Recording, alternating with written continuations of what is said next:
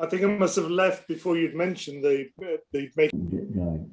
Okay, so we're going to talk about how to decorate the pots, and there are all kinds of different ways you can do it, but I just thought it'd be quite interesting to show you a couple of different techniques. Okay, and I talked about at the end of last session making coils to make stamps with. Now I don't think anyone's done it, and it's not urgent, but basically what I was talking about making is a little coil of clay that you then cut into kind of, suppose, cork-sized pieces of clay, and what you can then do is you can draw or cut patterns into the end of the thing.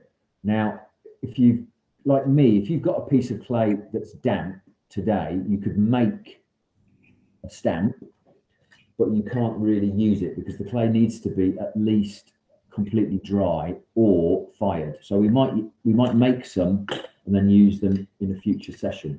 Okay, so that's a thing that you might want to make with some spare clay. If you've got a little bit left over at the end, I'll put it to one side and remind you. What you could do though today is there's all kinds of different things that you can impress into the clay. So if you've got kids to help you, they'll be particularly good at this because they're always brilliant at finding things. Different size pen lids, particularly with kind of ribbed sides, can be really good. Or I've got a little tray of bits.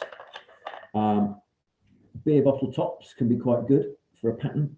What else have I got here? I've got a spinning top. A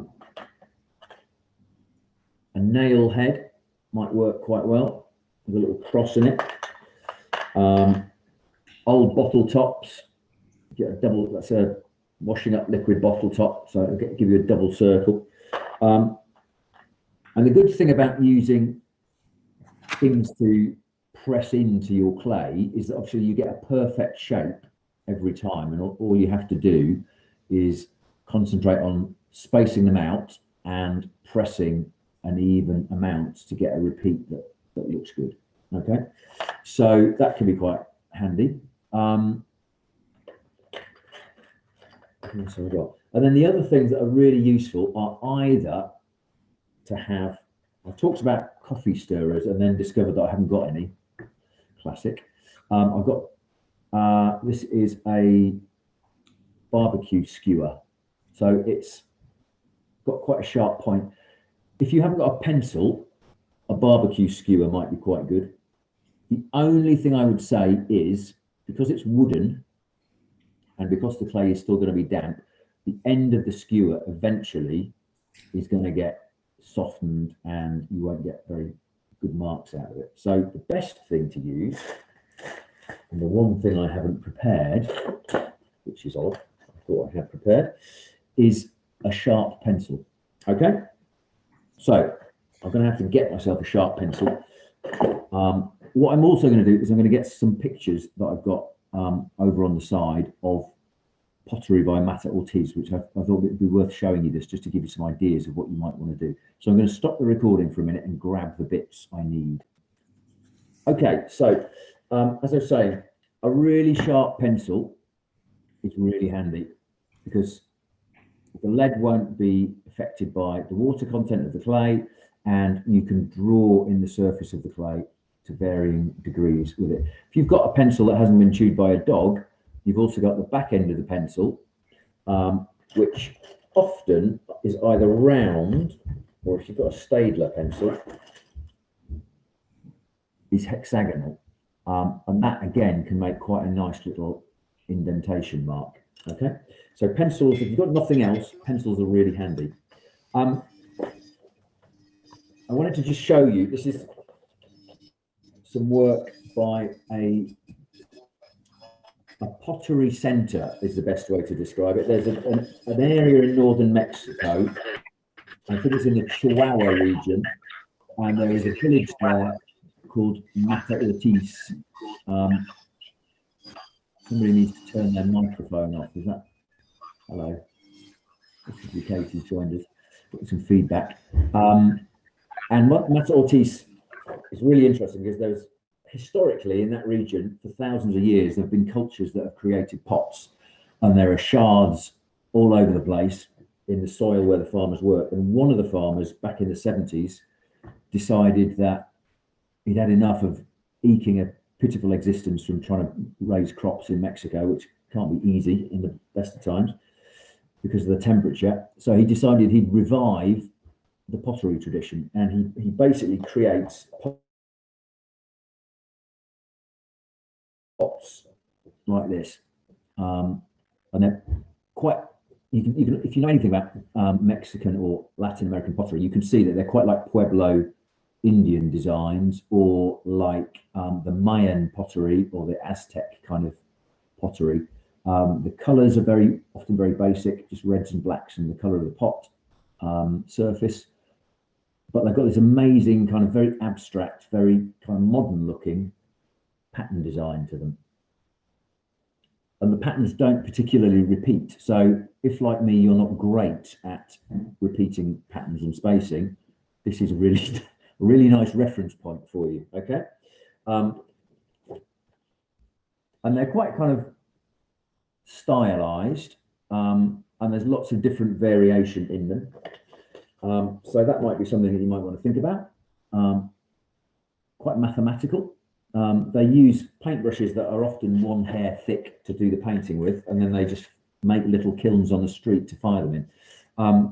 So there's a couple of designs that I've done at school with a class who've been looking at this stuff, and I might try and do some of these designs myself on my pot today. Okay, so I think it's good to have something in mind to help you decide what you're going to do. So the other thing I wanted to talk about before we get started is two things. The first thing is the clay surface. Now my pot is still a little bit, you can see it's slightly shiny, but it's still a little bit too wet. So I'm just going to kind of talk and smooth at the same time and try and smooth that out. I know that Lotus had a pot that was really dry and that she was trying to re-soak, so hopefully that works. If your clay gets too wet, there are lots of things you can do. In the first instance, you can just spray it with water, and that just helps add a little bit of moisture to it. Or you could, as I've said before, wrap it in a towel that's damp, and you could do that overnight or over a couple of days, and that would generally get more water into it. If you've got a pot that's really dry, often what I do is I basically just run them under a tap and then turn them upside down so that the water doesn't collect inside the pot, because that will mean that the bottom gets really wet and drops out. But you can kind of, over a day or two, if you've got a pot that has dried out too far, you can re-moisten it by adding water to it. And the other trick that I haven't mentioned before that's worth thinking about is I'm saying we can use a kidney or we can use a credit card to smooth things. The other traditional way to do it is to use a wooden spoon, and you basically burnish the surface of the clay by polishing with a wooden spoon. And you can see it's making the surface of my clay quite rough, so the clay is basically still too wet to do that properly. But it is dry enough, I think, for me to start to put a pattern into it. If it were a little drier, maybe I've left it out overnight again, it would be more leather hard. This isn't quite leather hard, and it would only pick up the patterns that I put into it and the marks, whereas this is going to pick up fingerprints a bit too much, so I'll have to do everything twice to redo it tomorrow, but it's not the end of the world. The other thing that I've got here as well is a bit of scrunched up newspaper, and because my pot is wet, I'm just going to stick that underneath it, so I'm resting the weight on something spongy. So I'm never going to put the pot down and accidentally flatten it. If you've got clay that has dried a bit more successfully than mine, this won't be a problem because the clay will hold its shape and survive the impact. But mine, I think, is going to kind of flatten out if I'm not careful. So we've talked about surface, we've talked about tools. The final thing to suggest that might be of interest to you before we properly start doing some drawing on the clay is to talk about, if you want to do a design that is segmented, there are various ways that you can apply guidelines to your pot. Okay, so for instance, if you've got a pot that you want to put rings onto, the way that you can do it is stand your pot on the surface. I'm just going to put it in a lid because it will turn around a bit more easily. And what you can do is you can basically hold your pencil at the level that you want the line to be at, and just gently turn the pot around. And you can draw yourself some guidelines into the clay. You don't want to go in very deep.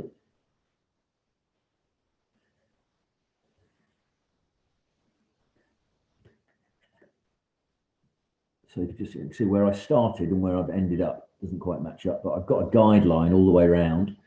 And one guideline on its own isn't a lot of use. You generally need a few. So I'm going to try and draw another one higher up. It takes a bit of practice to be able to do this and keep the pencil at a level.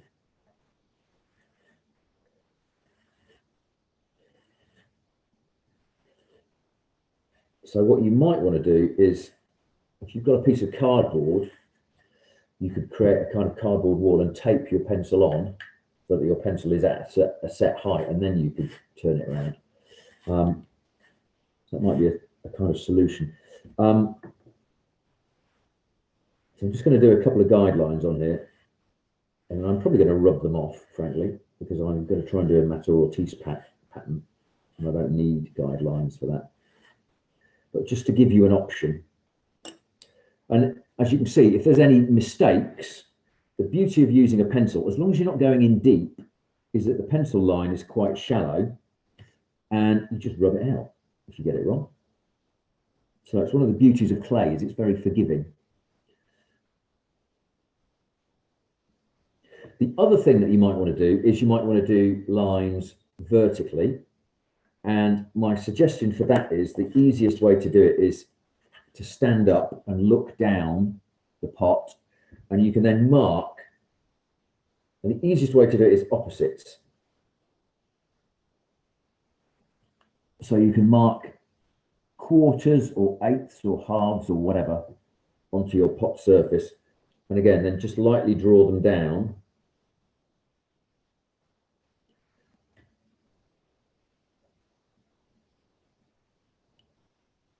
And it gives you a guideline.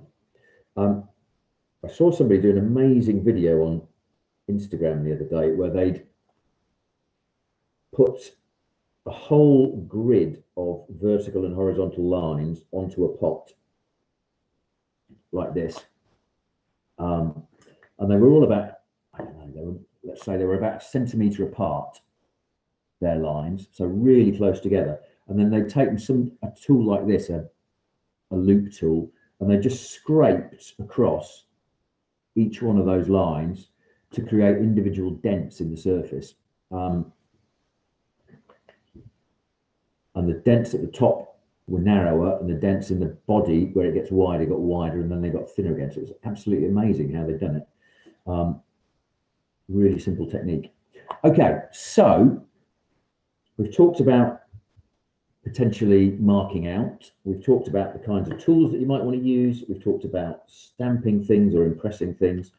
So basically, you can kind of decide where you want to begin and just add patterns. I think the main thing to remember, if you're doing it with a pencil, is to try and hold the pencil vertically against the surface of the clay. Okay? That way, if you have any problems, there we go, my camera just went dead for a second there. If you have any problems, what happens is that the pencil line goes just straight into the surface of the clay, and you can rub it out really easily. If you do it kind of sideways, what tends to happen is that the pencil line cuts into the clay at an angle, and it's harder to take that line out. And often it goes deeper. So trying to hold the pencil at the right angle to the surface of the clay is a bit of an art form, but it's worth kind of persevering with and practicing with. So there are kind of a few techniques we could look at from here, but basically we're going to invent some patterns to go on the surface, okay? And then once you've done that and drawn them out, I'm going to show you a little bit of high and low relief clay work. So it might be that I only record for half an hour or so today, and then we leave you all to it. All right. So if anybody got any questions at this stage, we've kind of talked about pretty basic stuff and about preparing. Yeah, Jason, I'm looking to make a handle for my pot. Yeah. Okay, we can talk about that as well. Well, let's get some decoration on it. Okay. And then we can talk about high and low relief, and we can talk about adding handles and feet, because I did talk about that last week, didn't I? Yeah, that's certainly possible. If you've got some spare clay, Al, effectively you're going to make coils, and then you're going to use the coils to make the handles. That's the way to do it. But I can show you. I've got some clay somewhere here. Okay. Yeah, over there. So I'm just going to basically rub out some of my guidelines, and I'm just going to try and copy some of the things that I've got on my Matter Ortiz design, simply because that way this becomes something I can use at school as well. And that's going to help next week. And get all the kids back in.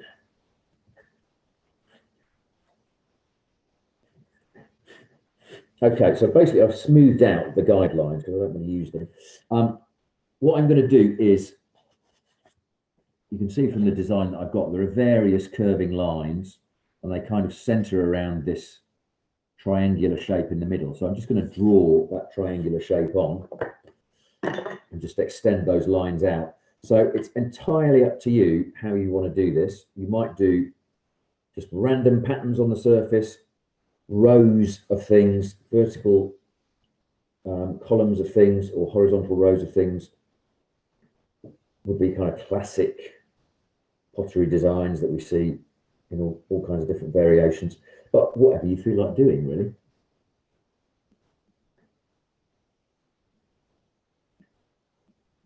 The pot is not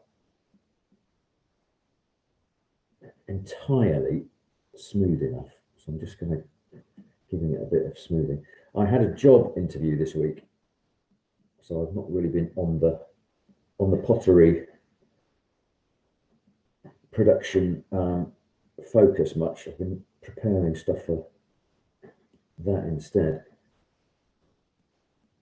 Okay, so I'm just going to kind of try and draw, and often when you're doing any kind of drawing, be it drawing on paper or drawing on a surface, I think a really good tip, if you're not sure what you're doing, or you just want to kind of focus a little bit, is rather than drawing it straight on, just kind of practice the move that you want to do above the surface. So your brain is very good at learning what's called muscle memory moves, where your body just kind of knows how to repeat something because it's done it tens of thousands of times. So your brain can just think, oh, I'm going to hit the tennis ball, and you know exactly what to do. It's called muscle memory, apparently. But if you kind of practice the movement of the curve that you want to make just in the air above the surface, so you get a sense of how the surface moves, and then you draw it, I'm not going to say it's going to be perfect, but it might be better than if you draw it on the first time and you get a wobbly, wonky line. Okay. So I think that's a really good top tip. First of many, probably. Part of my issue today is I've only got one half of this design. I've only done the front side of it, so I've got no idea what happens around the back. We will discover that as we draw. That one ought to come over that way a bit more. Yeah. So I'm correcting mistakes by drawing the correction and then rubbing out the mistake as I go.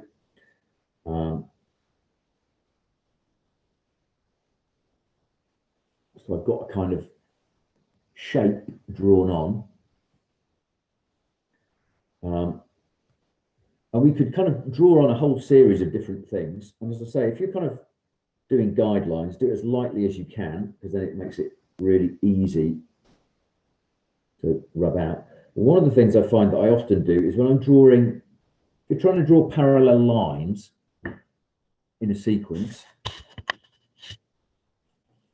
so you've got one line that you want to follow and repeat.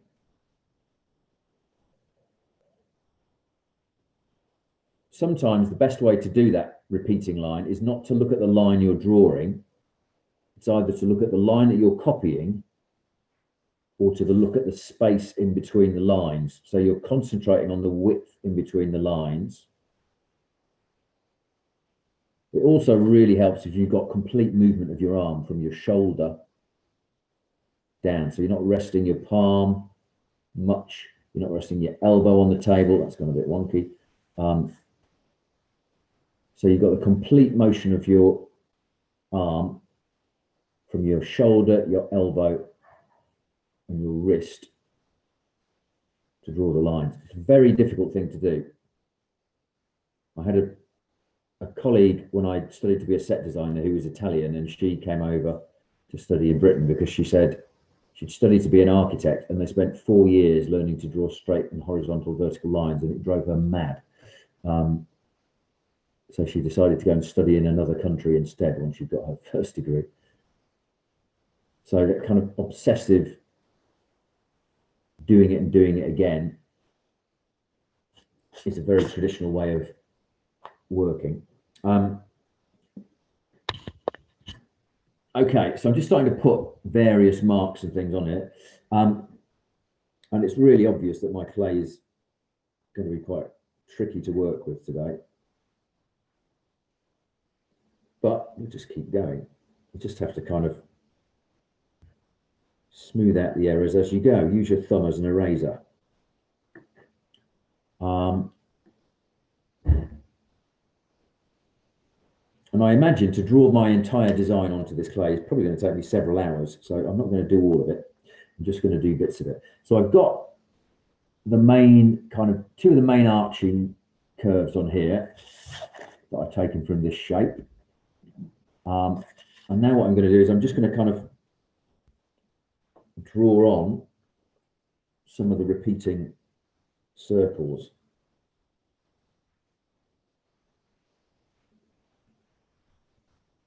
As I say, I'm trying to hold the pencil vertically away from the surface of the clay.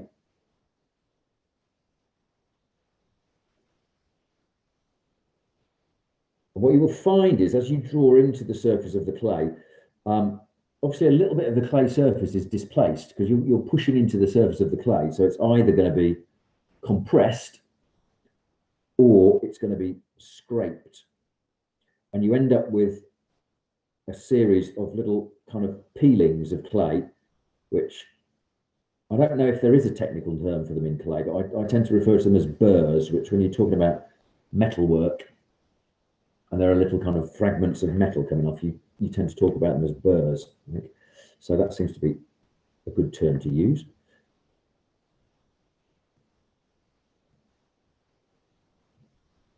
And then you can just draw them on.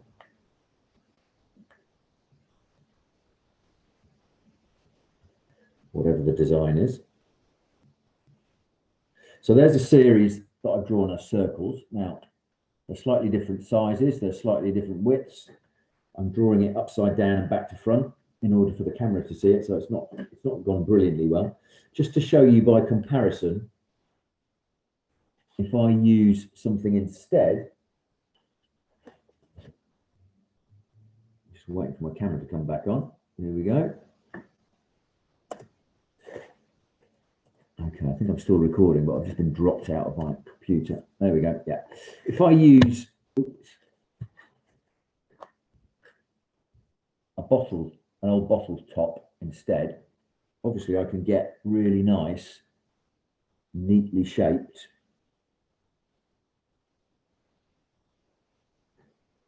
outlines. And the skill this time is spacing them is quite important, but being able to, on a rounded surface, on a non-two-dimensional surface, kind of pressing whatever your object is into the surface evenly becomes quite important, so that you get the same depth of mark each time. So you can draw on various shapes and patterns, which is what you're going to spend most of your time doing, I think. And then the other thing that you might want to think about doing is doing relief work. So I'll explain the basics of relief work. I'm just going to get a little bit of clay, because as I've said, there are two types of relief work. So you can have high relief or low relief, very simply. And the difference between high relief and low relief is the relationship of the marks that you're creating to the surface. So if you've got a surface, say this flat credit card is the surface, if you're building something up on it, that's high relief. And if you're cutting something into it, that's low relief. So it's about whether you're adding, raising or lowering the surface as to whether it's high or low relief. I'm just going to make a couple of coils, and then I can show Al and anyone else that's interested how to do handles and other things. I'm just trying to think what the best example is going to be to show you of how to do low relief. So to do low relief, you're basically scraping away the surface layer of the clay. So it might be the easiest thing to use might actually be, well, if you've got a set of plastic clay tools or wooden clay tools, it will be those.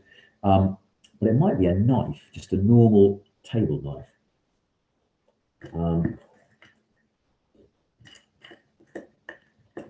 I've got various things here that I can show you. So these are different types of clay tools that you can buy, and you'll be able to buy these soon in Tyndall's again, I think. So that's just a wooden knife with a kind of cutting edge on one end and a nice round kind of digging edge on the other end.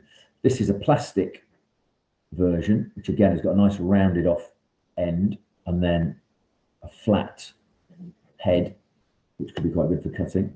This one's got a really sharp kind of pointed end on one end and a kind of chisel point on the other side. Okay.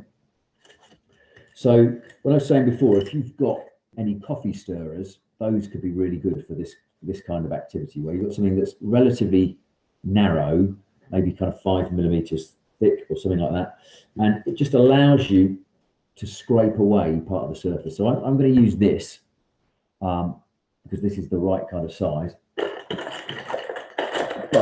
let me have a look.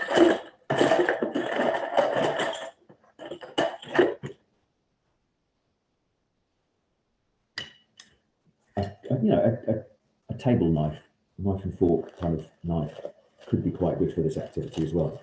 So what I'm going to do is this part of the pattern here, this kind of central triangle, I'm just going to cut into it a little bit. And the first thing I'm going to do is I'm going to cut around the inside of the edge, because that will make it easier to keep that edge clean. So whenever you're doing this, when you're doing printing or a drawing, often doing the edge and then filling in the main section is often a really good way to work. And I'm getting quite a big burr of wasted clay coming off here.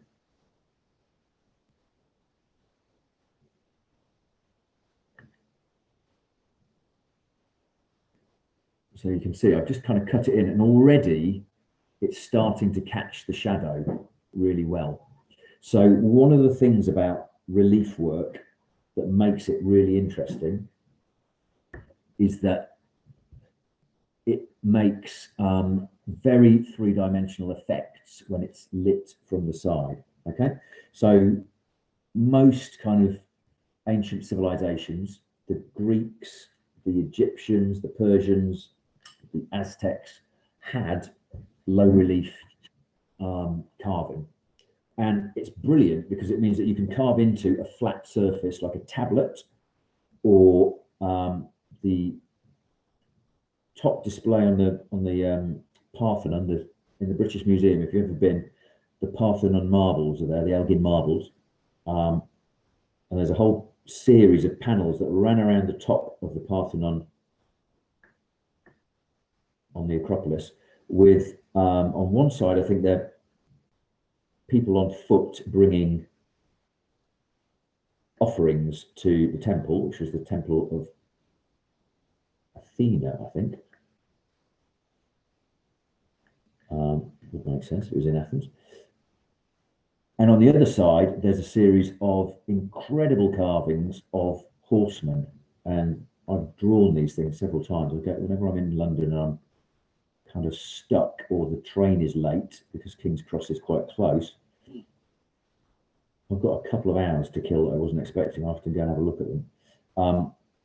And they're low relief. And if they're lit from the side, it can look just like looking at a three-dimensional sculpture of a real horseman or soldier or whatever.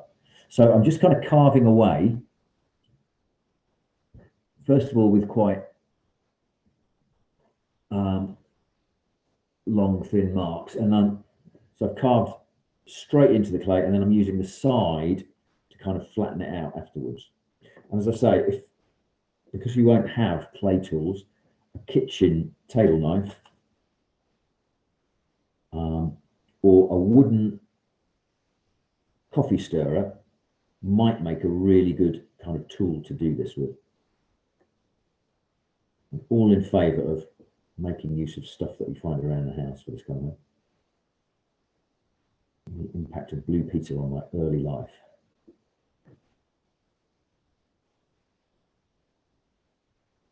So I've got the side of the wall I want to kind of try and keep really nice and sharp.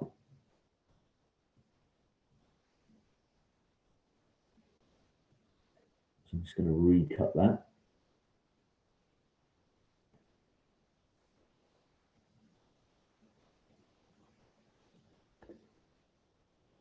And then you can, when you're happy that you've gone deep enough, you can then just try and smooth it off. And I'm using the side of the tool now to smooth it, to try and get it even. Now, as I've already said, my clay is way too wet. And so I'm going to have to do this again tomorrow, probably, to really get the effect that I'm after. But you can see the idea. The other thing to think about when you're doing this is obviously the clay has got a thickness to it. So there's only so far you can go in to the clay before you start coming out the other side. So you don't want to make it too thin. The danger is not so much that you're going to go through the clay, but the danger is that if you overdo it, so you only really need to go a couple of millimeters, what happens is you make this section of the clay thinner, and because it's thinner, it will dry out faster. And then when it is properly put to dry, this bit dries out first and the surrounding clay is still wet. And as the clay dries, it shrinks. So the only solution for the clay to cope with that stress is for cracks to form in it. And obviously that's something we wouldn't want. Okay, so I've got a section there that's low relief, and you can see it's got quite a strong shadow edge to it. The third way of doing it, or the other way of doing it, is to make some kind of shape to add on as high relief. So, just going to see, log back in again. Yeah, okay. So to do high relief, basically, I'm just going to stand this pot into its bowl, over to one side. You can make coils, but for relief coils, you really want the coils to be quite thin. So this is about a finger thick. And I'm going to make that into a handle later on to show people how to do that. But to make high relief work, you probably want something much thinner. Turn my phone off, and then you can make it out of the little bits of clay that you've got. So always remember, when you're working clay with your fingers like this, the more you work it, the warmer it gets, the drier it gets, the more prone to cracking it's going to be. But you can basically make whatever shapes you want out of the clay, and then you can add it on.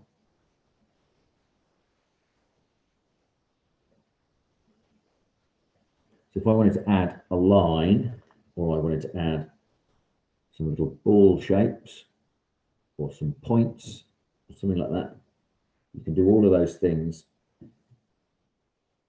just by making thin, pencil thick coils of clay or little tiny balls of clay.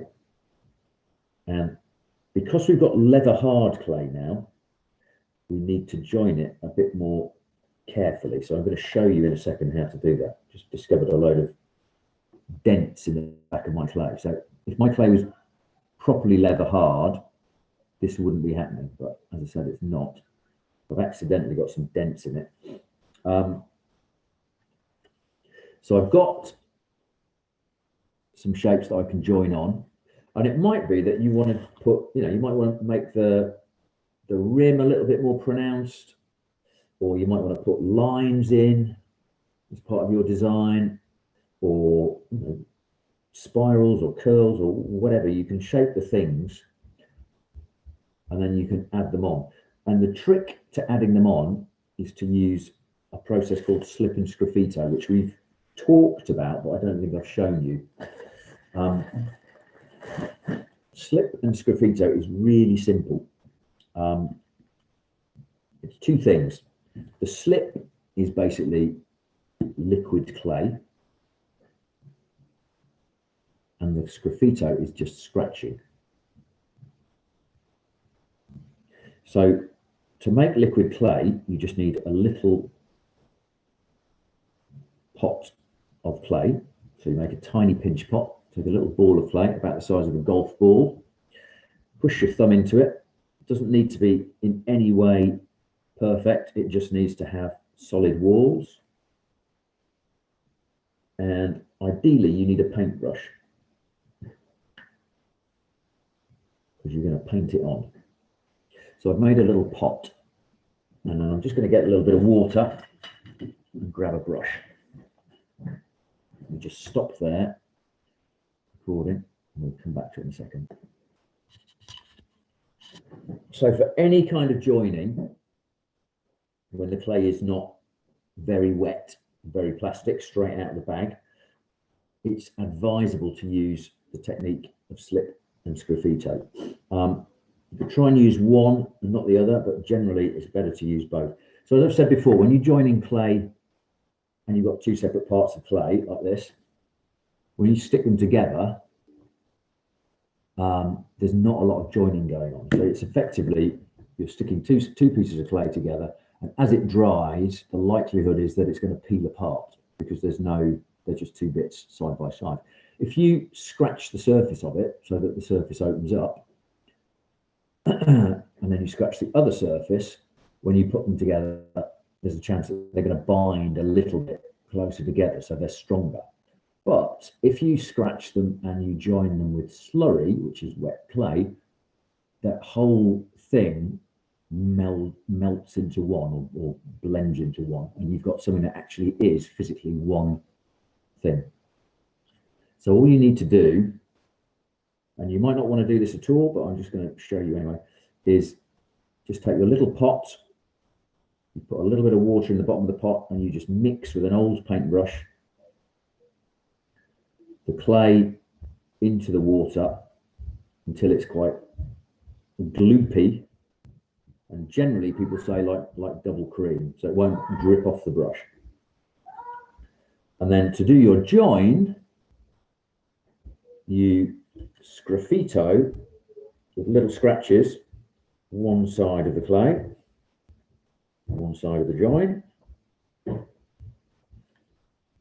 then you do the same thing on the other side of the join.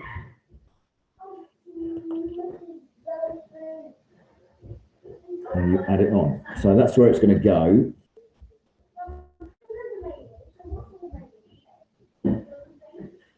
I've just scratched on where the design is going to go.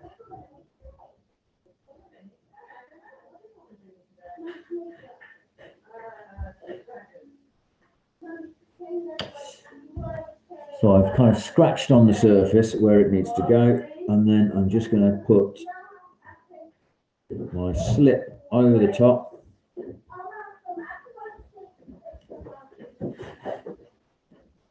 And then join it on. And we've got Monty singing in the background. He's obviously happy, that's good.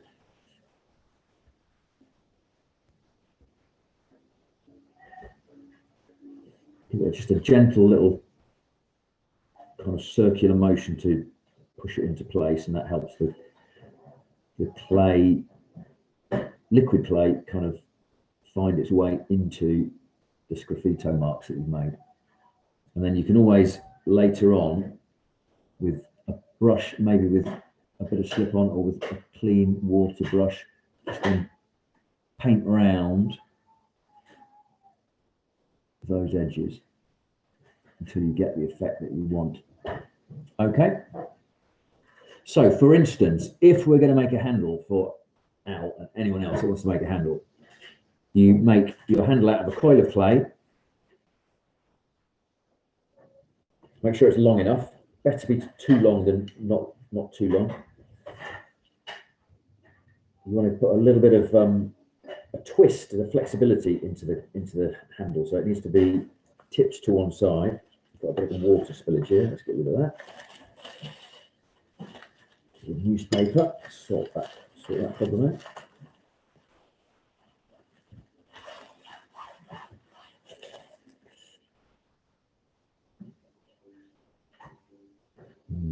About 10, 15 minutes maybe. All right. Okay, so I've made the coil, and I've made it about as thick as a finger. So a finger's always a good guide. And then I'm going to shape it. And obviously you all know what handle shape you want. It's entirely up to you. You can make a kind of teacup handle. You can make a kind of jug handle, a question mark. It could be more pronounced. It could be less pronounced. It's entirely up to you. So shape it into the shape that you want. If you're going to do two of them, shape one and then place it down on the table. And then you can shape the other one over the top. And that way you've got two identical shapes. Now my second bit of clay isn't the right size, so that's not going to work, but you get the idea. And then you're going to use slip and scruffito. So you decide where on your vase you're going to put your handle. So let's say I'm going to put it here. And what I'm going to do is put some scruffito marks. And again, they're not going very deep. They're just kind of breaking up the surface of the clay. Scruffito marks where I want the top to join and the bottom to join. So if They're quite shallow. If you do too many, they'll be quite easy to rub out. So there's some there and there's some there.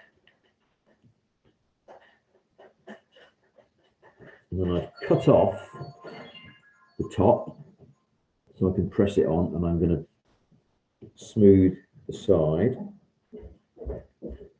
So again, you do this with your knife. So I've now got 2 flat surfaces. I'm going to scruffito them as well. I generally do it as a kind of crisscross effect, cross hatching. And then you can just put your liquid slip without dripping it on your computer. If you're using a computer, that would be a disaster. And then you just press it into place. Now, I'm doing this part way through doing everything. So my major piece of advice for you is, if you want to do handles, do them last. Okay? Get all of the other surface design on, because once that handle is in place, it's going to make an obstruction that's quite hard to work around. So doing the patterning around here is now going to get quite tricky. So do all of your patterning and maybe mark where you want to put the handles if you want the patterns to work around them.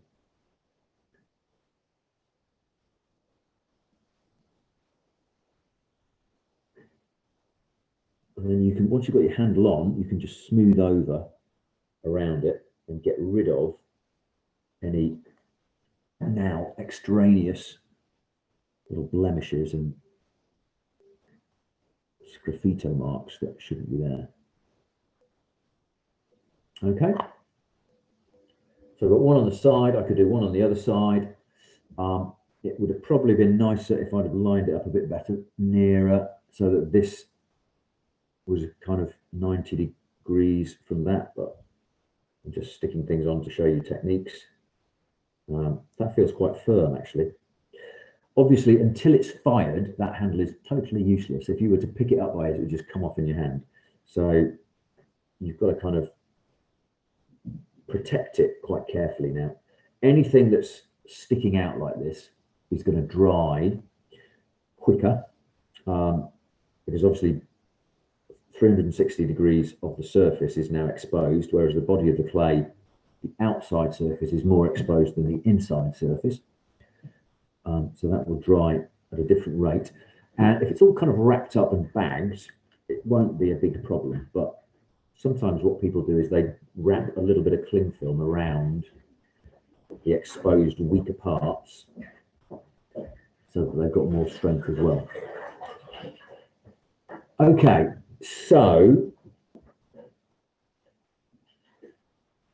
I'm just trying to think if there's anything else I need to teach you for this session.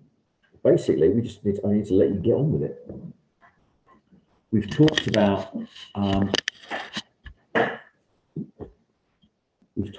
what kind of tools to use and holding the tools. We've talked about low relief, which is quite easy to do. We've talked about high relief, which is a bit trickier. We've talked about adding handles. Equally, you could add feet underneath, or you might make a little lid to go on the top. So really all you now need to do, and we've also talked about using stamps and objects to impress into the surface. And as well, we talked about how to mark out the clay to put either rows on it or columns on it, and how to think about doing that on a rounded surface using things divisible by 2 or 4 or 8 or 16. Other divisions are available, but working in pairs tends to make life really easy. So that's why I kind of focus on those the most. Okay, my screen's gone dead again. I think there's something wrong with my computer.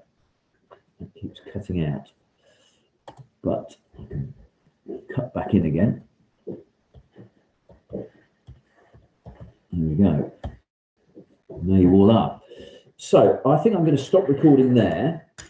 And just let you get on with it. Okay. So has anybody got any questions before I stop? there might be kind of questions that might be useful. If not, I think I can't see any hands up. Everybody's really busy. I might just stop and then chat to you briefly.